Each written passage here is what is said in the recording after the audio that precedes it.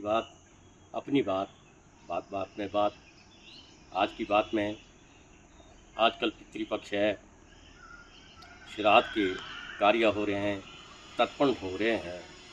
पितृपक्ष में श्राद्ध देव कौन थे, इस पर चर्चा करूंगा। ज़रा आप इस वीडियो को ज़रा ध्यान से सुनिए, सब्सक्राइब करिए, शेयर करिए, लाइक करिए तो अच्छा लगता है। ज़रा इसके बारे में ज़रा आप इसको सुनिए। वो ये है कि वो विवस्वान मनु थे, उनकी पत्नी का नाम श्रद्धा था। उनके एक पुत्र हुआ, उसका नाम श्राद्ध देव थे। श्राद्ध देव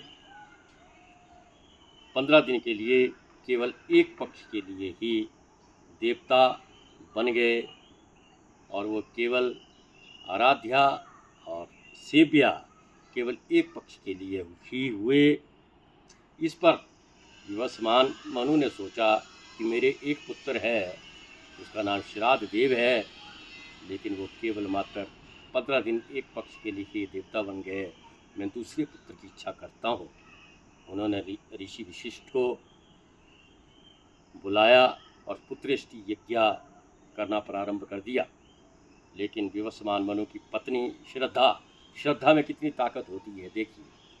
और श्रद्धा ने जिस वक्त यज्ञ हो रहा था वहाँ होता को कहा कि नहीं, मुझे श्राद्ध देव पुत्र जो है वो बहुत हैं, लेकिन मुझे अब और कोई पुत्र नहीं चाहिए। पितरों के आराध्या श्राद्ध देव ही हैं और मुझे ये है, इससे मैं संतुष्ट हूँ। तो होता को कहा कि आप कन्या की इच्छा करिए, मुझे पुत्र नहीं चाहिए, पुत्र मेरे पास है लेकिन एक कन्या। तो जिस वक्त संकल्प लिया होता ने, उसमें पुत्र की जगह पर पुत्रेष्टि यज्ञ में कन्या देही, तो कन्या मांगी। यानी इस तरह का संकल्प हुआ और उनके इला नाम की कन्या हुई। श्रद्धा में देखिए कितनी ताकत है। और वो इला जो है, लेकिन वशिष्ठ जी भी नहीं माने। वशिष्ठ जी ने कहा कि उल्टा कैसे हो गया, जब मैंने इसको पुत्रेष्टि यज्ञ किया तो ये कन्या कैसे आई। और आखिर में उस यज्ञ को फिर से किया और इला को जो है सुद्युम्न नाम का पुत्र बना दिया, पुरुष बना दिया। लेकिन श्रद्धा की ताकत इतनी थी, उसे फिर से जो है इला को जो है फिर से जो है कन्या बनना पड़ा। और इसके बाद की जो कथा है बड़ी लंबी कथा है।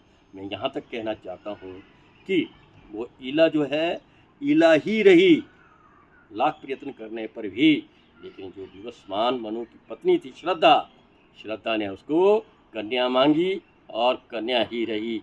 वशिष्ठ ने बहुत प्रयत्न किए इसे पुरुष बना दिया जाए, लेकिन वो सुद्युम्न बनने के बाद फिर से जो है कन्या बनी। तो श्रद्धा में बहुत ताकत होती है।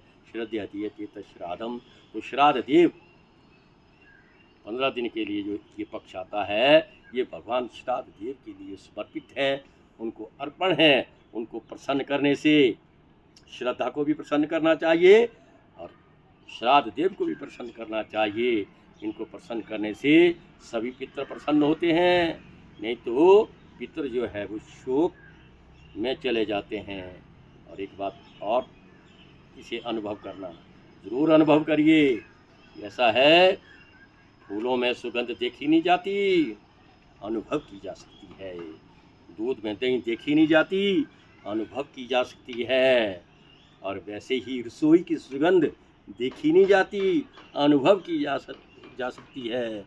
हमें रसोई के अंदर रस होने चाहिए, षट रस होने चाहिए, 6 रसों की रसोई बननी चाहिए। उसकी जो सुगंध है उसको अनुभव करते हैं हमारे पितर, क्योंकि अन्नम ही वही प्राणा, अन्न से ही हमारे प्राण है। ये अन्न जो है हमारे पितरों ने दिया है, बुजुर्गों ने दिया है, जिससे कि हम प्राणवान हुए हैं। इसलिए हमें जो है रसोई में ठीक अच्छे अच्छे रसास्वादन आजकल 15 दिन के लिए करने चाहिए, जिसकी सुगंध लेकर के उन्हें अपने पितरों को जो है समर्पित करना चाहिए, देना चाहिए। इसे ही श्राद्ध कहते हैं, श्राद्ध देव कहते हैं, श्रद्धा कहते हैं। तो आज के इस प्रसंग को आगे बढ़ाइए और आगे बढ़ा करके सब्सक्राइब और शेयर भी कीजिए। धन्यवाद।